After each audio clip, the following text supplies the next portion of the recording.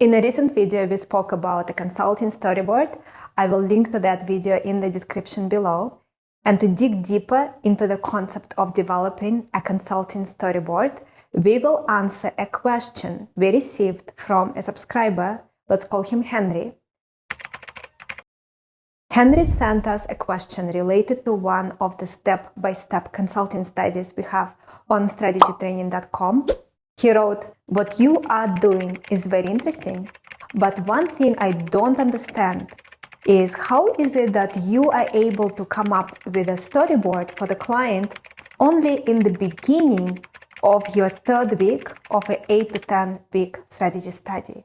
This kind of seems to me as if you are giving a client a solution that you already have versus relying on the analysis to tell you what the answer should be.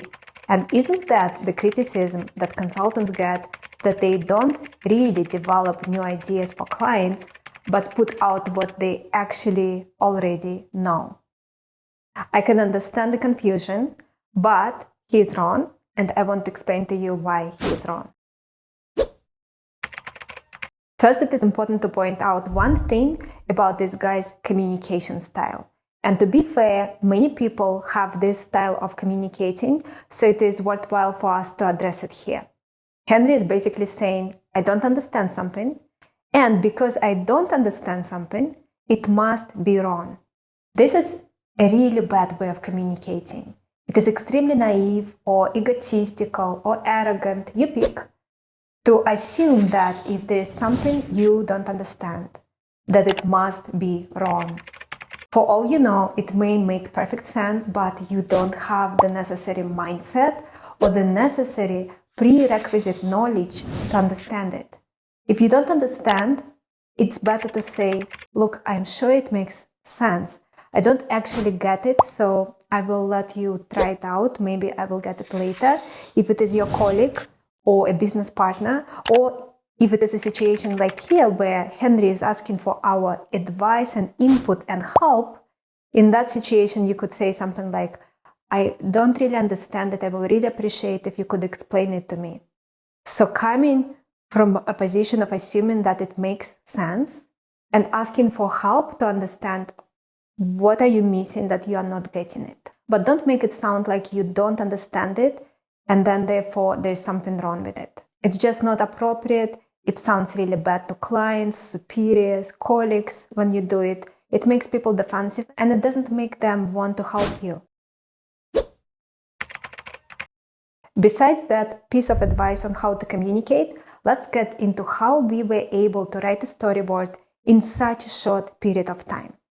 Note that anything that we will be able to teach you here will be at a high level. You can learn these concepts in depth as you go through our programs within Legacy or Insider membership on strategytraining.com. How to develop a storyboard and other strategy capabilities is also taught in our books like Succeeding as a Management Consultant, available within the Strategy Control Room Advanced membership. Strategy Control Room Advanced membership is our huge reading library with studies, proposals, centers of excellence, and premium books, and you can learn about it on strategytraining.com. Now, let's address how we were able to come up with the storyboard so early.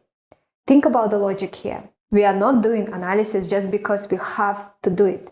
We are doing analysis because we are trying to answer some questions.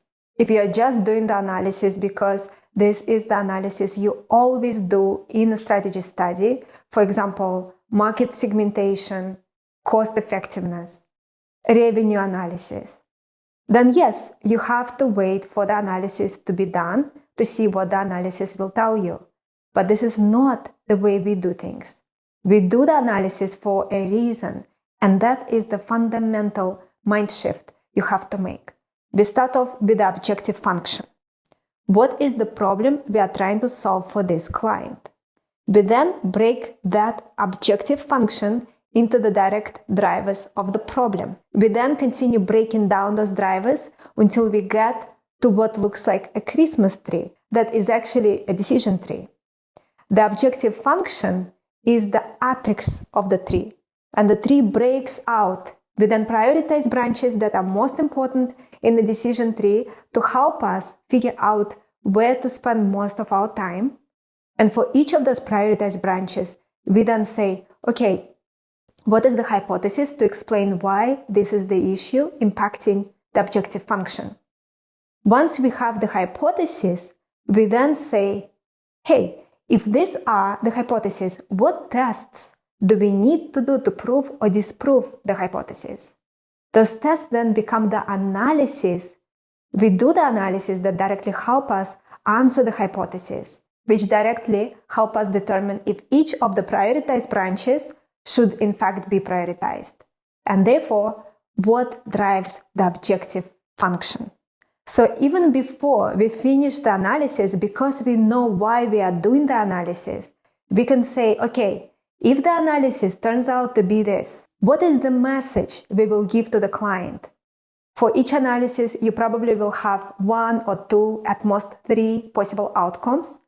Rather than writing a storyboard for each outcome, we write a storyboard for what we think is the most likely outcome. And then, if analysis turn out to be a little bit different from what we expected, obviously the storyboard will be revised, but often we don't turn out to be wrong.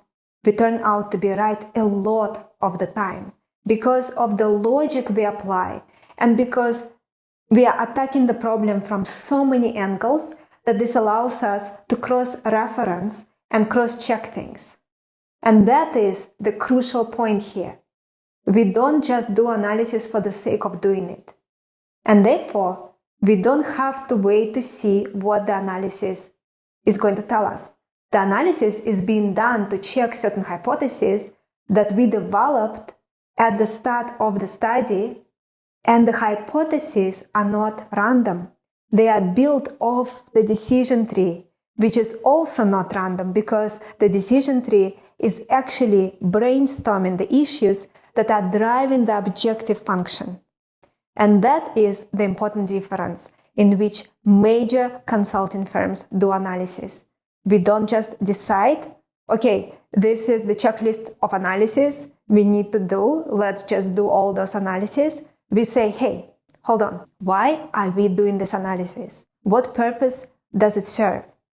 In our mind, we are developing the storyboard, which states if these are the issues and this is the way the issues turn out in the analysis, then this is the recommendation we give to the client. We can write that consulting storyboard in the first, second, or third week.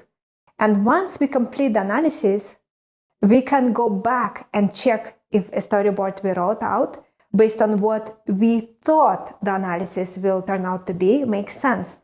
And if it does not, we will revise the storyboard. But I can tell you now, 80 to 90% of the storyboard usually turns out to be more or less correct.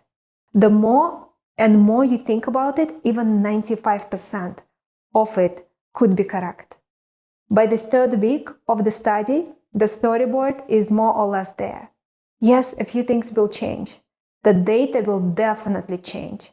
For example, we may know that a certain segment of the market is unprofitable, but likely we will not know why it is unprofitable or by how much it is unprofitable. But we more or less will be able to figure out it is unprofitable. So that explains how we are able to come up with the consulting storyboard so early, because we are not doing analysis for the sake of doing it, but because we have a reason for doing it. And the reason allows us to structure the storyboard. If you found this video helpful, give it a thumbs up, subscribe, and let us know in the comments your thoughts about consulting storyboards. And I'm going to leave you with 3 gifts.